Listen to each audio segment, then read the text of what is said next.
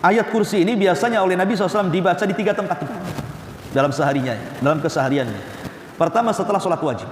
Ibu baca setelah sholat wajib. Kata Nabi SAW, man qara'a ayatal kursi dubura kulli salatin lam yamna'uhu duhulal jannati illa al-mauta illa an yamuta. Barang siapa yang membaca ayat kursi setelah sholat wajib, maka tidak ada yang mencegah dia masuk surga kecuali kematian. Kata ulama, maksudnya semata-mata ruhnya keluar dari jasad, maka ruhnya akan langsung ditempatkan di surga walaupun jasadnya masih dalam kuburan. Jadi semata-mata dia meninggal, ruhnya langsung ditempatkan di surga padahal jasadnya di kuburan. Itu maknanya tidak mencegah dia masuk surga kecuali kematian. Ada juga yang mengatakan maksudnya tidak akan mencegah dia masuk surga kecuali kematian, maksudnya semata-mata dia meninggal dunia, dia akan mendapatkan nikmat kubur.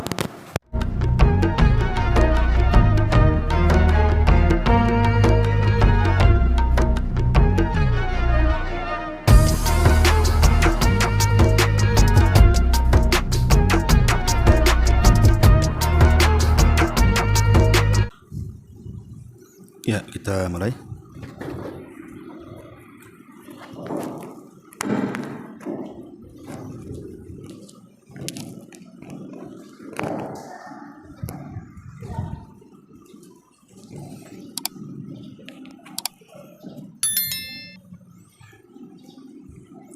Bismillahirrahmanirrahim.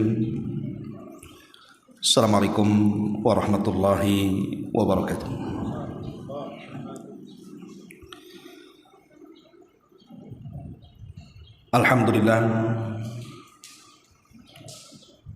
Alhamdulillahilladzi bi ni'matihi tatimmus shalihat. Asyhadu an la ilaha illallah wahdahu rabbil la syarika lah. Wa asyhadu anna Muhammadan abduhu wa rasuluhu alladzi la nabiyya ba'dah. Wa qala Allah azza wa jalla, ya ayyuhalladzina amanu taqullaha haqqa tuqatih wa la tamutunna illa wa antum muslimun, amma ba'du. Ma'asyiral muslimat yang dimuliakan Allah Subhanahu wa taala, alhamdulillah di pagi menjelang siang ini kembali kita bisa kumpul di Masjid Nidaul Ilmi. Dan pembahasan di hari ini kita akan membahas tentang keajaiban beberapa surat dan ayat yang dianjurkan dibaca setiap hari dalam rumah kita. Apa saja surat-surat dan ayat-ayat yang dianjurkan dibaca setiap hari di rumah kita dan memiliki pengaruh yang luar biasa, memiliki pengaruh yang luar biasa dalam kehidupan kita sehari-hari. Ma'asyiral muslimat yang dimuliakan Allah Subhanahu wa taala, secara umum orang yang membaca Al-Quran memiliki banyak keutamaan.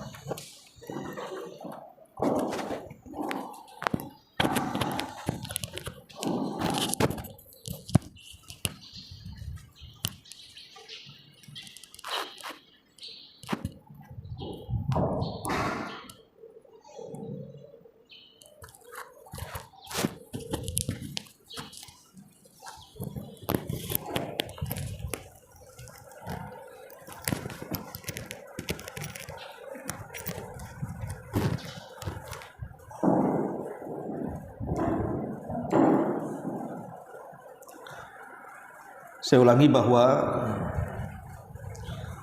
membaca Al-Quran secara umum itu memiliki banyak keistimewaan dan keutamaan, karena setiap huruf yang kita baca itu mendapatkan 10 kebaikan. Tetapi ada surat-surat dan ayat-ayat tertentu di dalam Al-Quran yang kalau kita khususkan dan kita fokuskan membaca setiap hari, maka selain kita akan mendulang banyak keutamaan, maka di dalamnya ada rahasia manfaat dalam kehidupan. Apa saja surat dan ayat tersebut? Yang pertama, sering membaca surah Al-Baqarah. Jadi ibu kalau membiasakan membaca surat Al-Baqarah, maksudnya secara penuh, maka banyak keistimewaan yang akan didapat. Nabi SAW bersabda, "Inna syaitan yanfiru minal baiti alladhi tuqra'u fihi suratul Baqarati." Rawahu Muslim. Sesungguhnya syaitan itu akan lari dari rumah yang dibacakan padanya surah Al-Baqarah. Lihat bagaimana Nabi SAW menjanjikan kepada kita yang membaca surah Al-Baqarah di rumah, maka akan membuat setan-setan lari. Ketika setan-setan lari, secara otomatis maka para malaikat akan memenuhi rumah kita. Karena dalam hadis yang lain, di mana Nabi SAW mengatakan, "Iqra'u al-Baqarah." Bacalah oleh kalian surah Al-Baqarah. Fa inna akhdaha barakatun. Karena siapapun yang mengambilnya, maka dia akan dipenuhi dengan berkah. Wa tarkaha hasratun. Dan siapa yang meninggalkannya akan dipenuhi dengan penyesalan. Wala tastati'u hal batalatu as-saharatu. Maka siapapun yang membaca surah Al-Baqarah, maka siapapun makhluk-makhluk yang kuat dari kalangan syaitan yang jahat yang dikirim tukang-tukang sihir, maka itu tidak akan sanggup untuk menimpanya. Hadis ini dikeluarkan Imam Muslim. Lihat dalam hadis yang kedua, Nabi SAW menjanjikan siapapun yang membaca surah Al-Baqarah di rumah ini akan mendapatkan keberkahan. Dan berkah itu artinya kathratul khairi wastiqrar. Banyaknya kebaikan-kebaikan yang didapat orang-orang yang dalam rumah itu. Dan kebaikan itu tidak akan pernah lenyap dan hilang.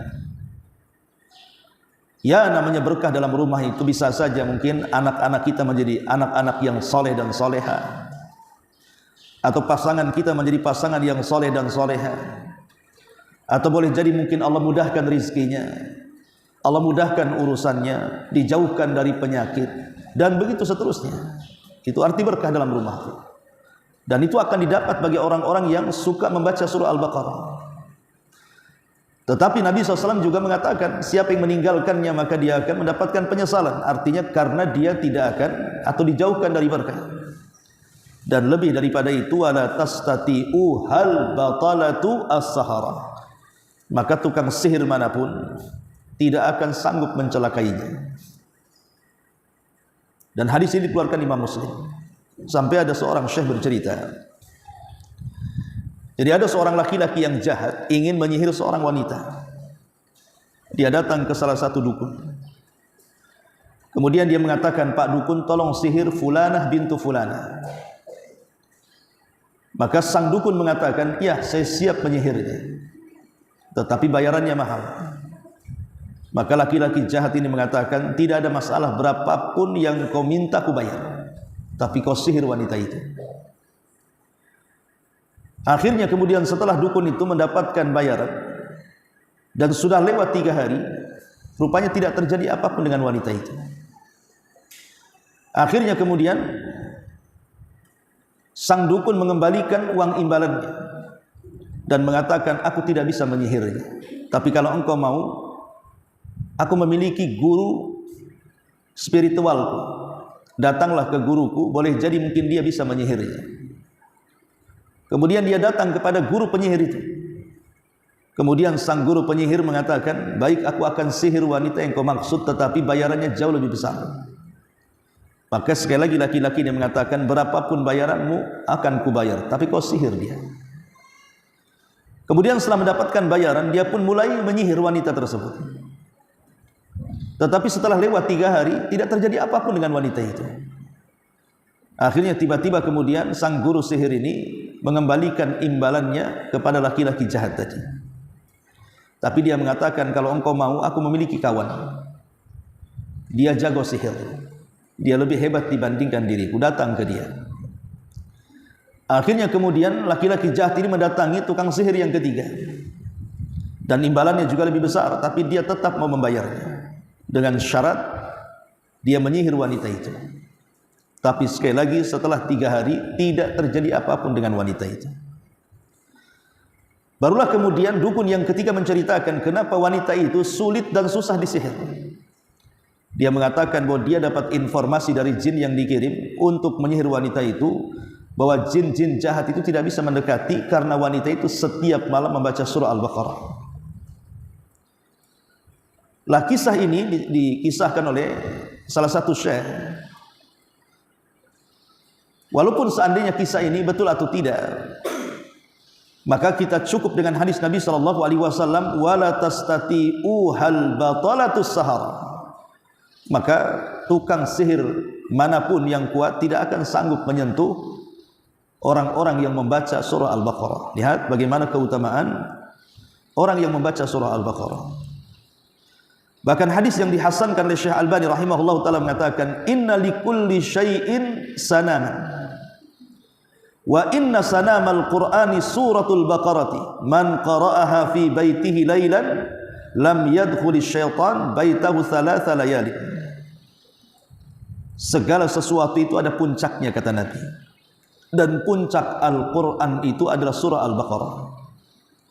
Maka barang siapa yang membaca surah Al-Baqarah di rumahnya 1 malam saja, maka setan tidak akan masuk ke rumahnya selama 3 malam. Jadi kalau malam ini kita baca Al-Baqarah, maka 3 malam berikutnya setan tidak akan datang ke rumah.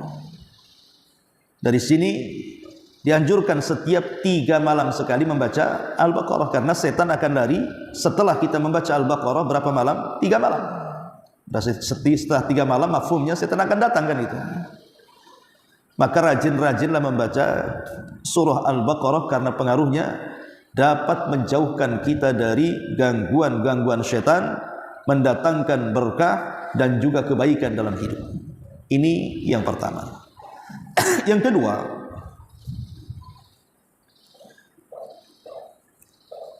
surah yang harus kita ataupun yang senantiasa kita dawamkan dan memiliki keutamaan yang luar biasa adalah membaca 3 qul. Membaca 3 qul. Maksud 3 qul di sini adalah qul huwallahu ahad, Allahus samad, kemudian qul a'udzu birabbil falaq, dan qul a'udzu birabbin nas.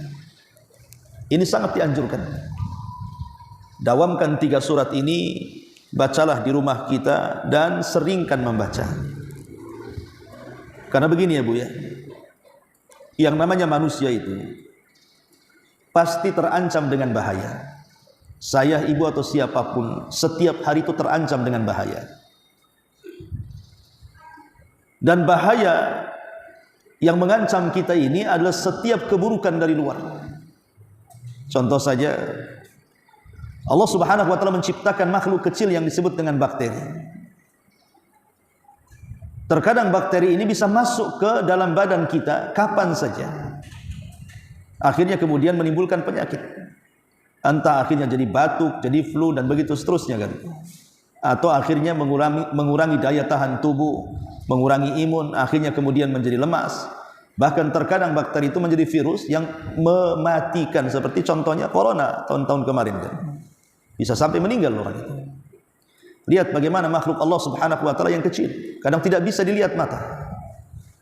Tapi virus ataupun bakteri-bakteri ini bisa saja kemudian menghantui kita. Karena kita tidak tahu bakteri ini ada di mana. Dan itu salah satu makhluk dari makhluk-makhluk Allah, dan salah satu dari tentara-tentara Allah Subhanahu wa ta'ala. Itu makhluk yang tidak bisa kita nampak, gitu ya. Belum lagi kemudian makhluk-makhluk yang nampak di hadapan kita, seperti orang-orang jahat atau binatang-binatang yang berbisa, binatang-binatang buas dan yang semacamnya. atau mungkin serangan-serangan orang-orang yang hasad kepada kita, orang-orang yang dengki dengan kita, ataupun tukang-tukang sihir yang bisa saja kemudian dikirim orang untuk menyihir kita. Jadi keburukan itu senantiasa mengancam setiap hari kepada kita, baik siang ataupun malam, terutama di malam hari. Keburukan di malam hari itu luar biasa, karena kemaksiatan pun yang dilakukan anak Adam itu paling banyak dilakukan di malam hari, dan kejahatan juga banyak dilakukan di malam hari. Bahkan bahaya yang akan menimpa kita juga banyak dilakukan di malam hari. Begitu juga siang hari, seperti kecelakaan-kecelakaan itu kan terjadi di siang hari, dan itu mengancam kita, karena kita ini terkadang tidak bisa hidup di satu tempat dan menetap terus di situ. Pasti kita akan keluar ke jalan raya, apalagi di zaman sekarang yang namanya kecelakaan itu tidak bisa diprediksi. Kadang kita sudah hati-hati berusaha tidak menabrak, kita pula ditabrak. Kadang kita sudah sehati-hatinya kita ini mengecek kendaraan, tapi qadarullah kemudian jatuh pula di tengah jalan. Namanya peristiwa-peristiwa di siang hari banyak sekali. Artinya setiap kita ini dihadapkan dengan bahaya-bahaya, baik di siang atau di malam hari. Nabi SAW menganjurkan kepada kita membaca 3 kul ini supaya kita terhindar dari mara bahaya. Karena kita lihat bahwa surah Al-Ikhlas atau Qul Huwallahu Ahad, Allahus Samad, di dalamnya inti dari kandungan tauhid, seolah-olah kita meminta dan bergantung kepada Allah semata. Allahus Samad, dialah zat yang semua makhluk bergantung kepada dia. Bergantung kepada apa? Ketika kita meminta kepada Allah Subhanahu wa taala, bergantung kepada keburukan yang tertera dalam 2 surat Muawwidzatain itu. Pertama Qul a'udzu birabbil falaq, dan yang kedua Qul a'udzu birabbin nas. Kita menggantungkan diri kepada Allah Subhanahu wa taala bahwa hanya Allah lah yang bisa menghilangkan keburukan-keburukan itu. Adapun dalam suratul Falaq, Allah Subhanahu wa taala berfirman, "Qul a'udzu birabbil falaq min syarri ma khalaq." Kita berlindung dari keburukan yang Allah ciptakan. Ya, saya contohkan tadi seperti bakteri lah. Itu kan terkadang menjadi sebuah keburukan. Ketika menghinggapi badan kita, terkadang menimbulkan banyak penyakit, bahkan bisa mengancam kematian. Ini satu makhluk kecil kan itu. Min syarri ma khalaq. Wa min syarri ghasiqin idza waqab. Dan dari keburukan malam hari apabila menutup. Yang namanya malam hari kan tidak tahu mungkin rumah kita kena rampok, rumah kita kena maling, kena copet dan yang semacamnya, atau kita berjalan di malam hari tiba-tiba dirampok orang, ya, dijamret orang, kan kita tidak tahu. Namanya malam hari itu kejahatan apapun bisa terjadi. Atau tukang sihir yang mengirim sihir, atau orang yang hasad yang sedang mengirim preman, dan begitu seterusnya kan begitu. Atau min syarri naffatsati fil 'uqad, dari buhul-buhul yang dikirim tukang-tukang sihir kepada kita, atau dari setan-setan yang mereka hendak menggoda kita, ataupun dari orang yang hasad apabila hasad kepada kita. Ini kan musuh-musuh berat kita dalam keseharian, dan ini sangat membahayakan. Belum lagi musuh dari dalam, ya. Musuh dari dalam itu maksudnya hawa nafsu yang Allah katakan dalam Qul a'udzu birabbin nas. Kita berlindung dari was-was yang ditimbulkan hawa nafsu, dan itu musuh paling berat. Karena hawa nafsu inilah yang menjadikan kita jahat. Hawa nafsu inilah yang menjadikan kita ini berbuat kerusakan. Hawa nafsu ini menjadikan kita menjadi hancur berantakan, dan begitu seterusnya.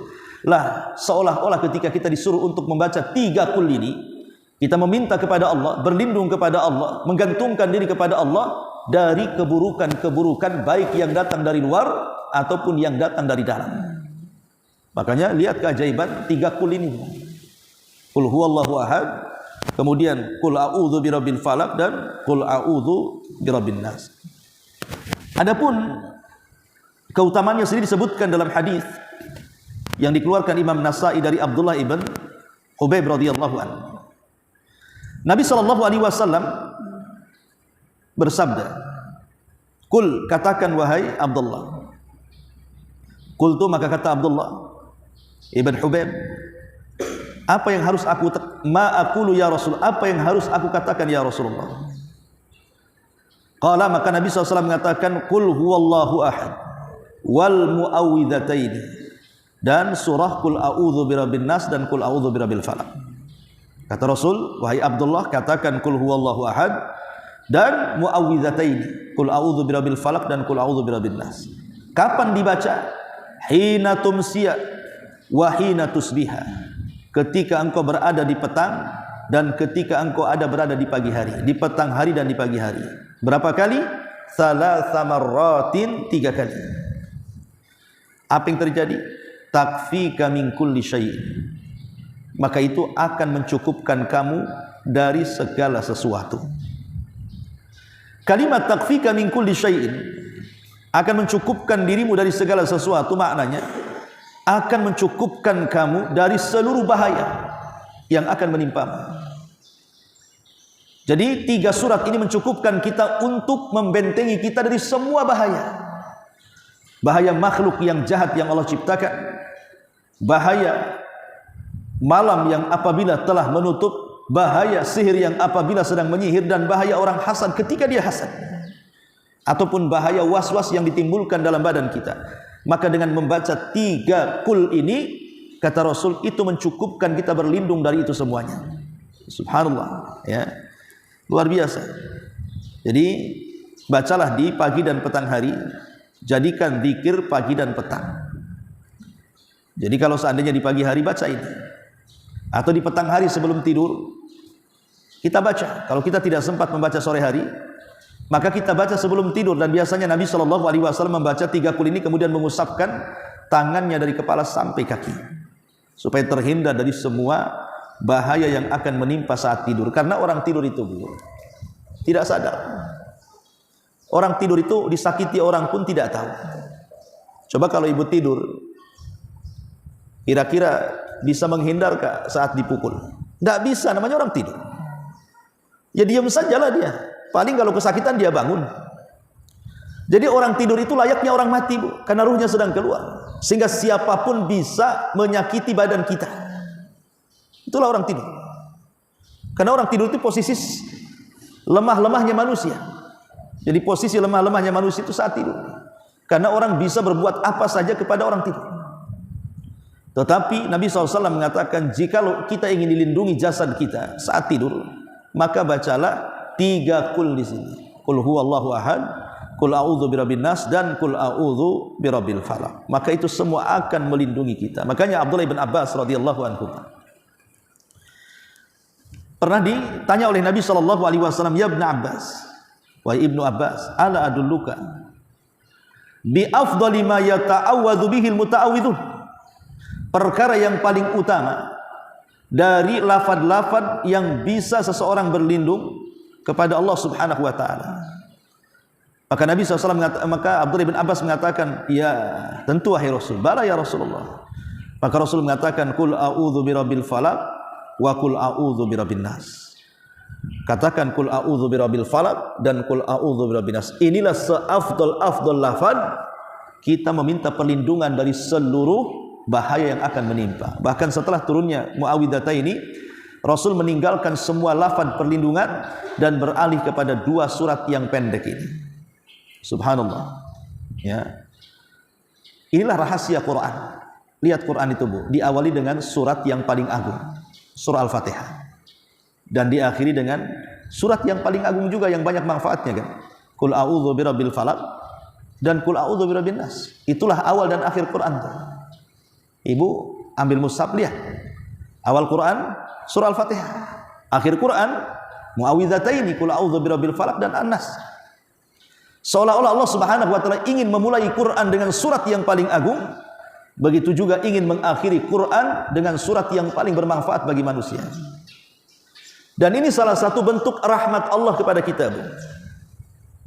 Di mana keutamaan-keutamaan yang banyak yang akan kita peroleh itu Allah tidak selipkan di surat-surat panjang. Coba kalau seandainya keutamaan-keutamaan seperti ini ada pada surah At-Taubah, ada pada surah Al-A'raf, ada pada surah Al-Maidah, kira-kira ibu mau baca nggak setiap harinya? Mana bisa, itu surah panjang, itu berjuz-juz itu.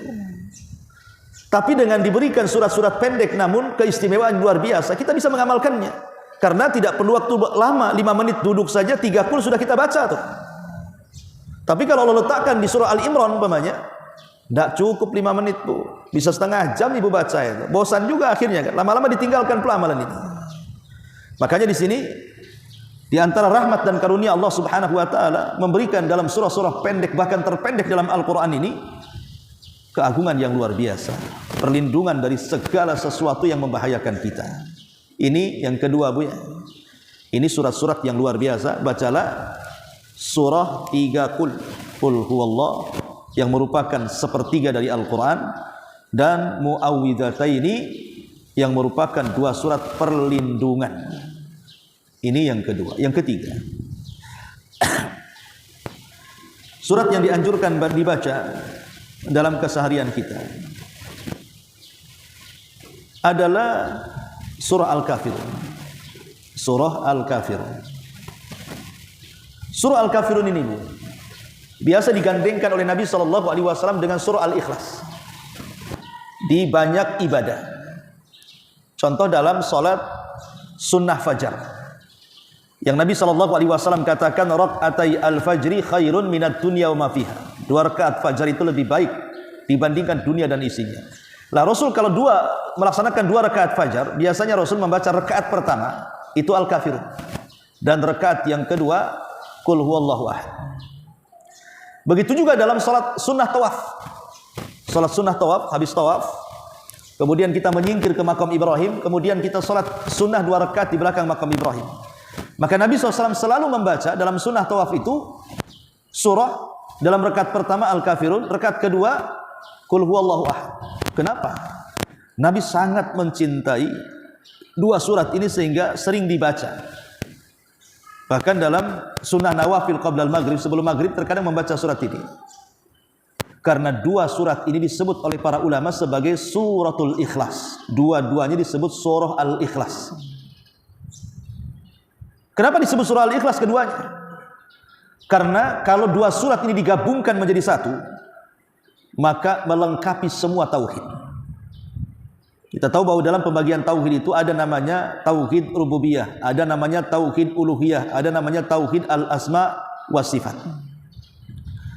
Lah dalam surah Al-Ikhlas, Qul huwallahu ahad, maka terkandung 2 tauhid. Pertama tauhid rububiyah, yang kedua tauhid al-asma wa sifat. Tapi dalam surah Al-Kafirun, surah Al-Ikhlas yang kedua, maka terkandung tauhid al-uluhiyah. Makanya kalau digabung lengkaplah tauhid itu. Dari sini kita tahu bahwa kenapa Rasul mencintai 2 surat ini, karena gabungan dari 3 tauhid, uluhiyah, rububiyah dan asma wa sifat. Itulah yang menjadikan Rasul suka dengan surah Al-Kafirun. Lah ada sebuah hadis keutamaan dalam surah Al-Kafirun itu. Nabi SAW mengatakan, "Idza awaita ila majjika faqra qul ya ayyuhal kafirun ila khatimatiha fa innaha bara'atun minasyirki." Jika engkau hendak tidur, bacalah surah Al-Kafirun hingga selesai. Karena surat tersebut mengandung bentuk berlepas diri seorang hamba dari segala macam kesyirikan. Subhanallah. Seolah-olah Rasul ingin mengatakan, kalau kita sebelum tidur membaca surah Al-Kafirun, berarti tidur kita di atas tauhid, tidur kita di atas fitrah, di atas tauhid dan di atas fitrah. Lihat, luar biasa kan? Dan surah Al-Kafirun itu kan bukan berjuz-juz. 2 menit saja ibu sudah bisa kelar itu, kecuali ibu kurang hafal, jadi dibolak-balik saja itu. Ya. La a'budu ma ta'budun itu jadi bolak-balik itu kalau tak hafal. Ya. Tapi kalau lancar itu 2 menit selesai itu. Tapi lihat keutamaannya, Bu. Kalau ibu membaca sebelum tidur, maka tidur ibu di atas tauhid, karena surat ini kata Rasul bisa melepas dirikan kita dari segala macam dan jenis kesyirikan baik besar ataupun kecil. Jadi kita tidur di atas fitrah, di atas tauhid. Kalau Allah takdirkan meninggal di atas tauhid, husnul khatimah. Maka dikatakan oleh Imam Al-Jauhari rahimahullahu taala ketika menukilkan perkataan Asma rahimahullah, Al-Asma'i rahimahullahu taala, dia mengatakan, "Wa kana yuqalu li qul ya ayyuhal kafir wa qul huwallahu ahad. Al-muqashqishatani ay annahuma tubri'ani minan nifaq." surah Al-Kafirun dan surah Al-Ikhlas memiliki sebutan al-muqaskisatan. Apa maksudnya al-muqaskisatan? Bahwa keduanya bisa membebaskan kita dari sifat kemunafikan. Subhanallah. Jadi kalau sebelum tidur kita menggabungkan nih dua surat ini, Qul huwallahu ahad dan Qul ya ayyuhal kafirun, berarti pertama membebaskan dari segala bentuk kesyirikan, yang kedua membebaskan kita dari segala bentuk kemunafikan. Jadi luar biasa keistimewaan Qul ya ayyuhal kafirun. Maka jangan tinggalkan surah pendek ini, kita baca sebelum tidur. Ini yang ketiga. Kemudian yang keempat, bacalah surah Al-Mulk. Biasakan membaca surah Al-Mulk setiap malam sebelum tidur. Ini agak panjang ini. Tabarakalladzi biyadihil mulk wa huwa ala kulli syai'in qadir.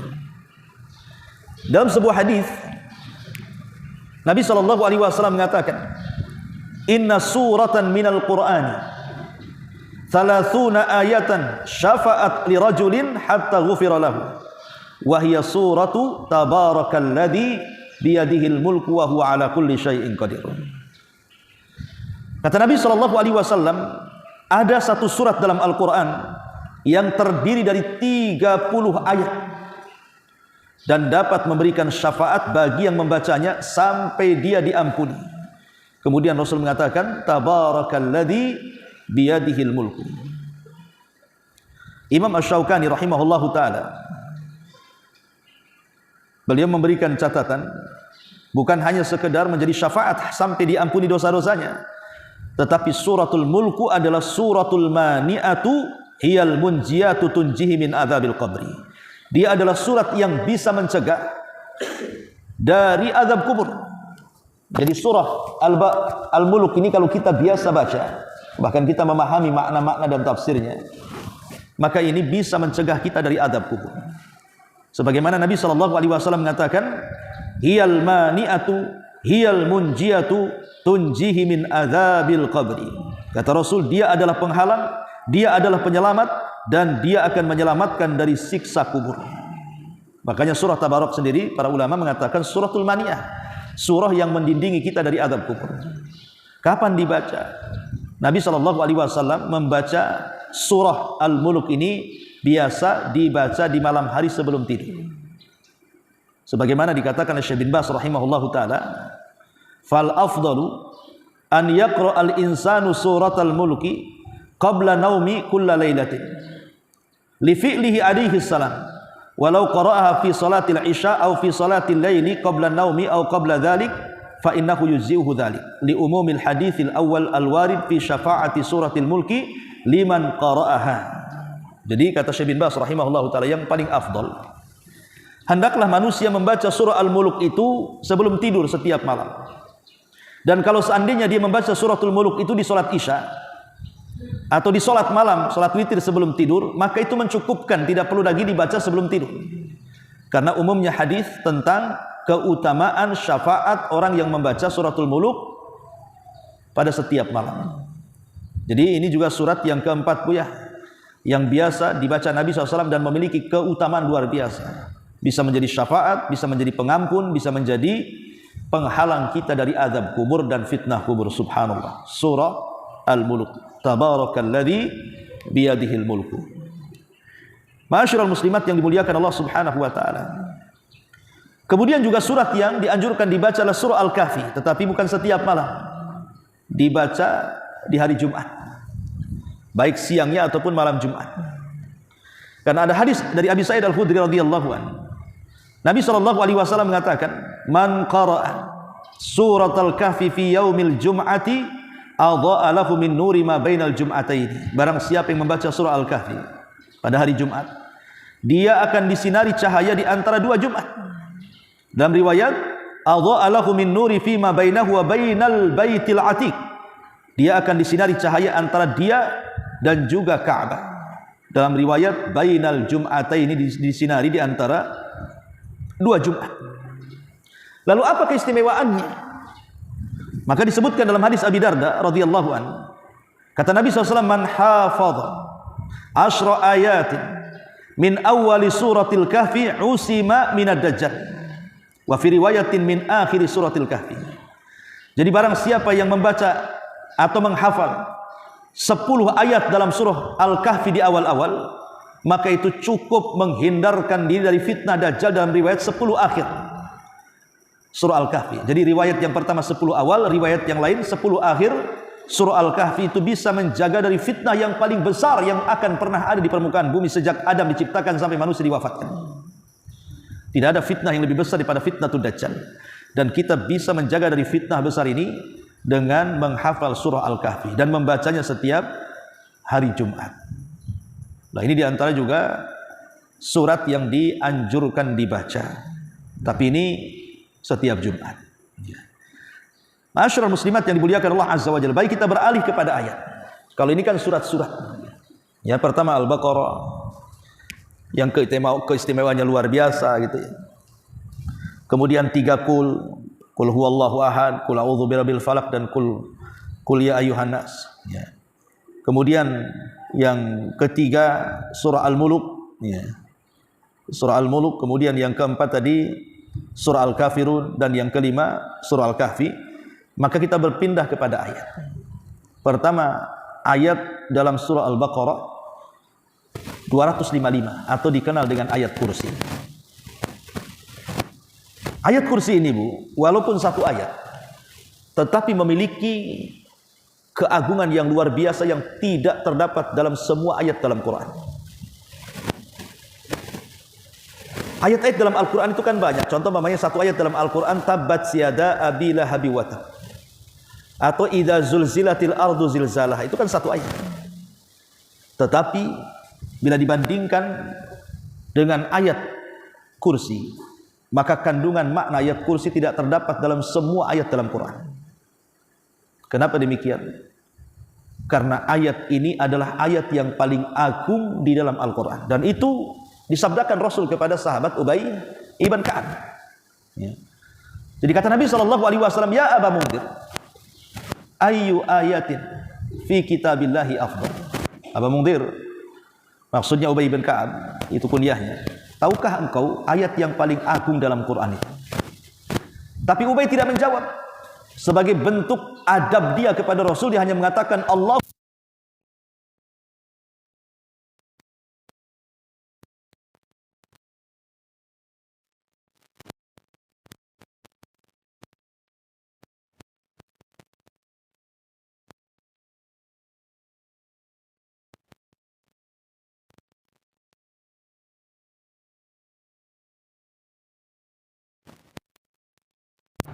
Selamat wahai Aba Mundhir atas kecerdasan. Engkau bisa menjawab.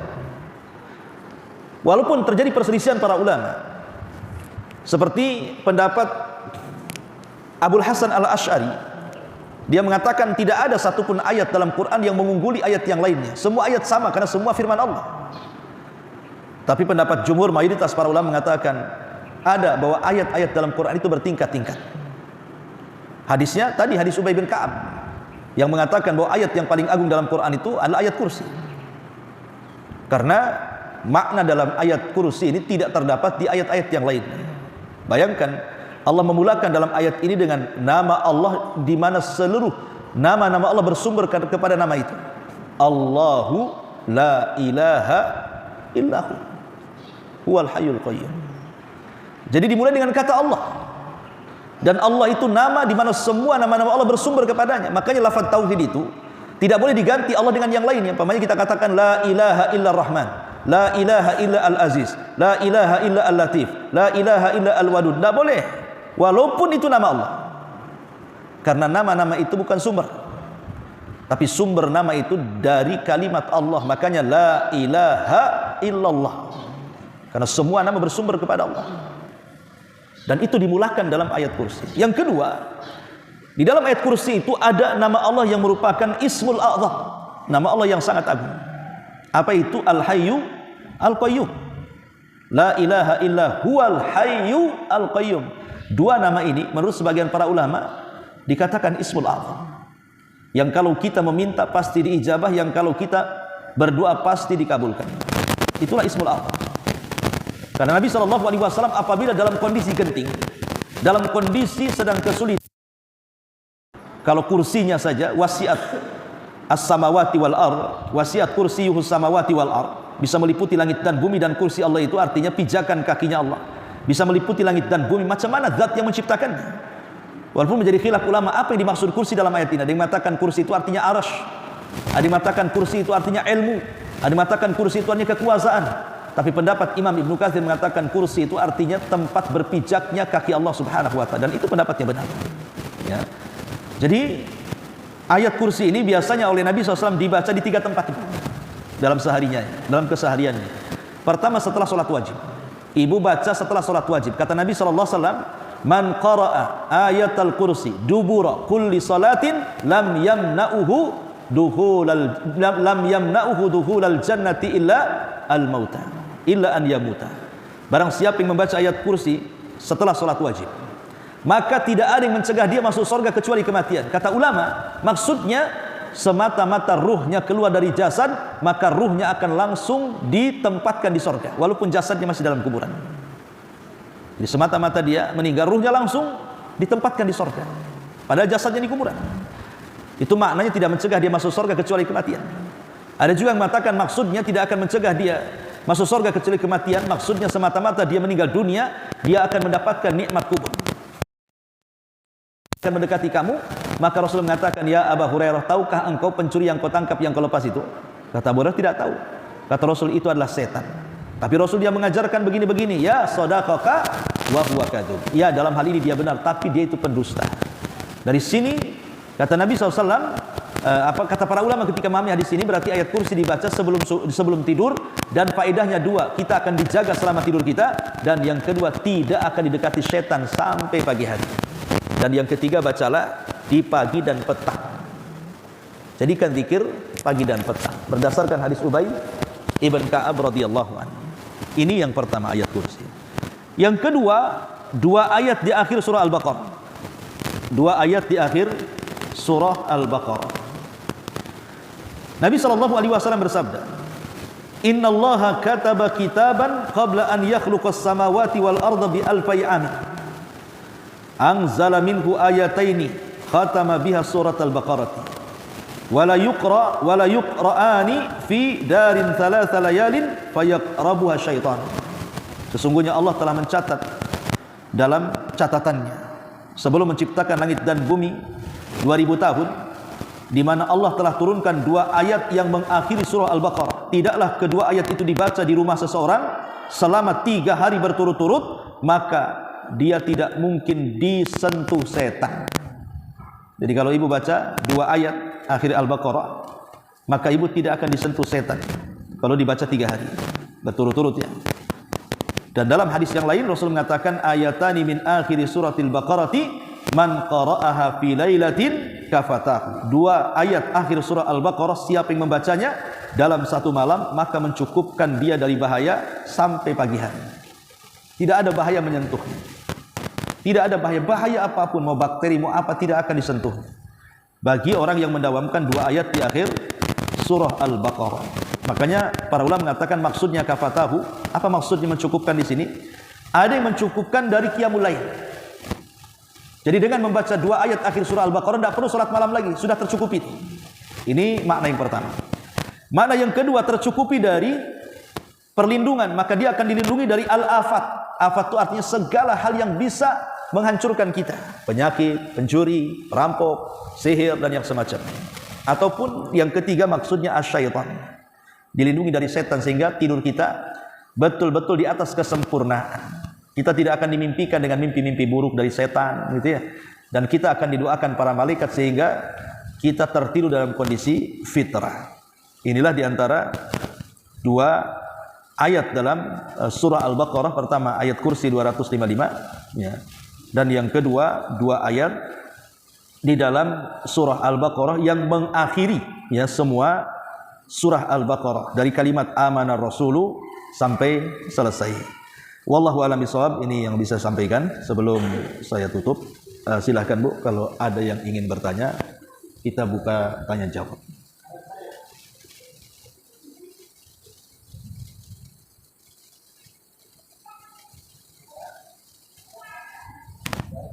Alhamdulillah. Tak ada yang bertanya, berarti tidak paham dulu ya. Subhanallah bihamdika, asyhadu an la ilaha illa anta astaghfiruka wa atubu ilaik. Allahu ta'ala alam. Assalamualaikum warahmatullahi wabarakatuh.